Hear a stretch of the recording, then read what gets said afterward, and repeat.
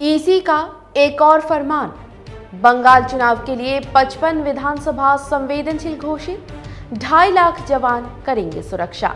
नमस्कार, आप देख रहे हैं खबर समय, आपके साथ मैं अनिंदिता। चुनाव आयोग ने राज्य के पुलिस अधिकारियों, शासन अधिकारियों, मुख्य सचिव, गृह सचिव आदि का तबादला करने और हटाने के बाद अब ताबड़तोड़ जमीनी स्तर पर काम करना शुरू कर दिया है। राज्य में 55 विधानसभा क्रिटिकल घोषित किया गया है, जहां निष्पक्ष और शांतिपूर्ण मतदान कराने की गंभीर चुनौती है।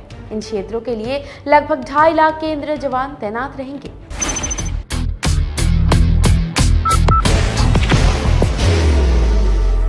There will only be one insignia.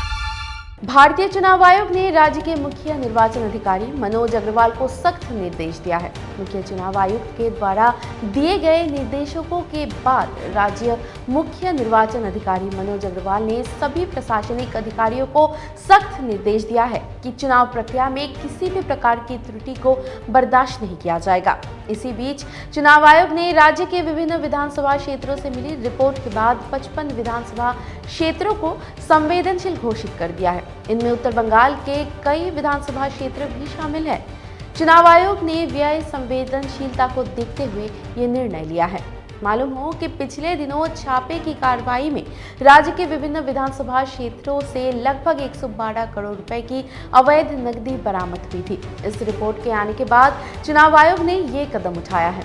इन क्षेत्रों में मतदाता बिना किसी डर के निष्पक्ष मतदान कर सके, इसके लिए चुनाव आयोग द्वारा सुरक्षा व्यवस्था कड़ी की जा रही है। आयोग ने केंद्रीय अर्धसैनिक बलों की लगभग 2,500 कंपनियों को तैनात करने का फैसला किया है। बाहर की भागदौड़ अब नहीं तोड़ेगा आपके घर का सुकून। SBM गोल्ड UPVC विंडोज, आपके घर का सुकून।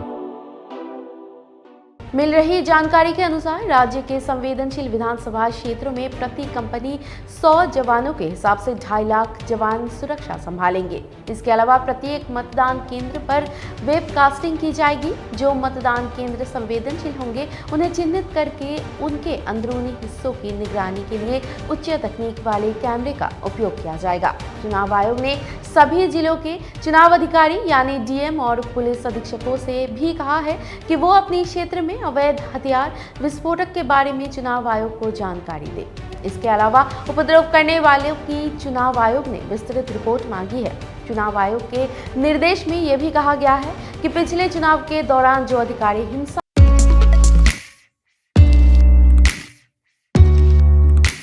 मनोकामना हॉस्पिटल, इस्कॉन मंदिर रोड, सेवक रोड, सिलीगुड़ी में शामिल रहे अथवा परोक्ष रूप से हिंसा का समर्थन करते रहे, उनकी लिस्ट भेजी जाए।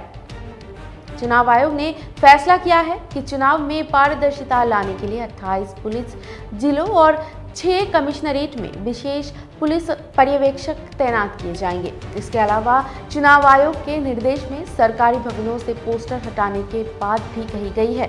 चुनाव आयोग ने बैनर या विज्ञापन हटाने के निर्देश भी दिए हैं। इसके अलावा राजनीतिक दलों के प्रत्याशियों या उम्मीदवारों से कहा गया कि वे चुनाव प्रचार के क्रम में सरकारी वाहनों का इस्तेमाल नहीं करें। अगर कोई उम्मीदवार किसी निजी संपत्ति या मकान पर पोस्टर या झंडा लगाने के लिए पहल करता है तो उसे मकान मालिक की लिखित अनुमति प्राप्त करनी होगी।